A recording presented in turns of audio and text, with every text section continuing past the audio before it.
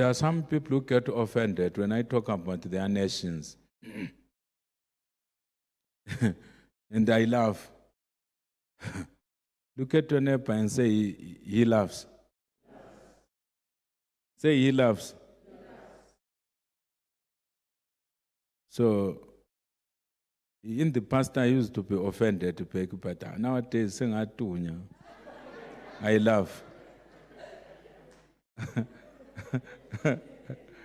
Because when people persecute you for a long time, a time arrives when you no longer feel anything. When you actually laugh at the insults, genuinely laughing. So some people were saying on the internet, why is this person always talking about South Africa? He should talk about his country and these people who are troubling us here. I presumed it was a South African. It might have been a Zimbabwean who was misbehaving on our patch there. It's possible. It's possible. Well, some of those people who would be persecuting Zimbabweans, do you really know that your father is not a Zimbabwean? Or your mother or your uncle? So, someone was saying, why are you always... But now, what if God is showing me things in that country and is asking us to pray? So I will speak, I will do the will of God. Even if it attracts persecution. I will do the will of whom? Of God. So I've got two messages which are not related to each other.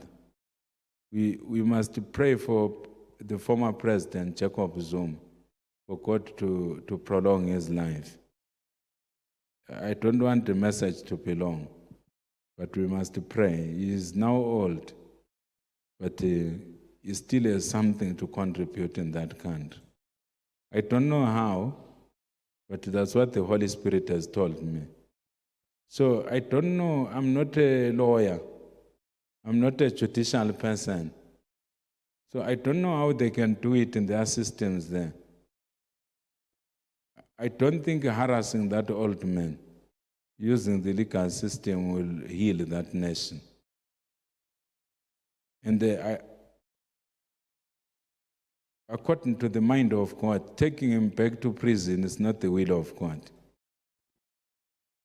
I know there are some people who are burning the midnight oil for him to return to prison.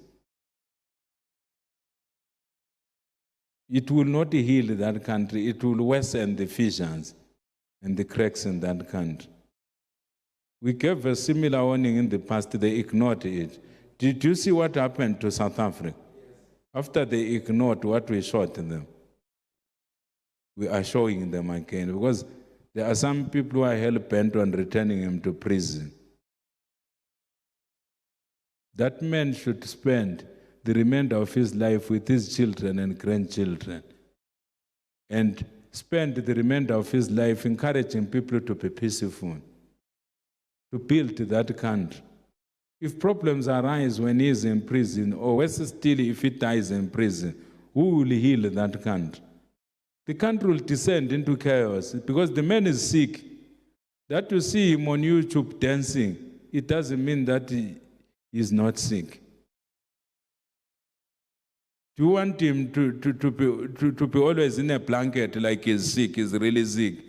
They take videos of him in a blanket. I don't know him personally. I don't even know the relatives of President Jacob Zuma, the former President Jacob Zuma. But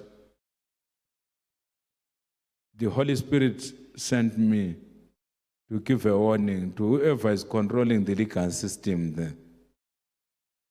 Because the legal system it's a human system after all. You know, when you are implementing this legal system thing, you have to look at the greater good. Let us assume there is a rat inside your house, a rat, a good one. Can you pay an entire mansion in order to kill a rat?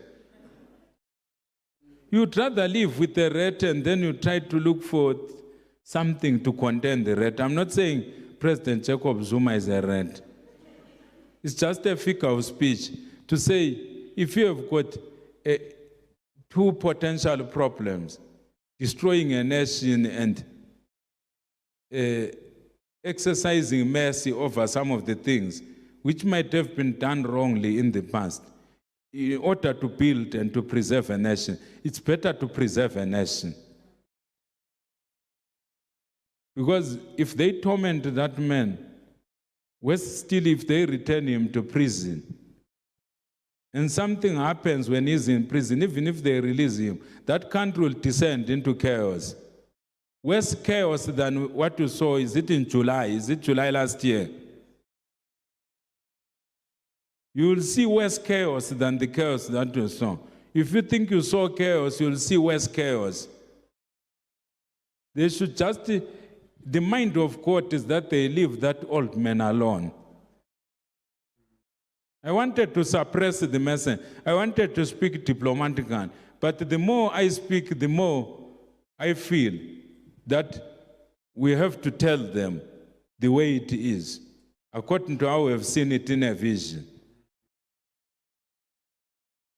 We don't want tribes there in South Africa, ethnic groups, permanently divided because of a stupid decision of tormenting someone who is almost at the sunset of his life. Do you know how many years are remaining in his life? Why would you torment a person at the sunset of his life or at the sunset of her life? Why not allow the person to just rest? You who is throwing a stone at him, don't you have a sin of your own? So I'm not a politician, like I said. I'm not an expert in the South African legal system or even the legal system of anywhere. I speak as an intercessor, the things that I see in a vision. I saw trouble if they mess up with that old man. The mind of God is that they should just leave the old man to spend the sunset of his life with his children, grandchildren, and to spend the sunset of his life watching his cattle and his other things. They should just treat him with dignity. Even those who feel that it doesn't deserve dignity.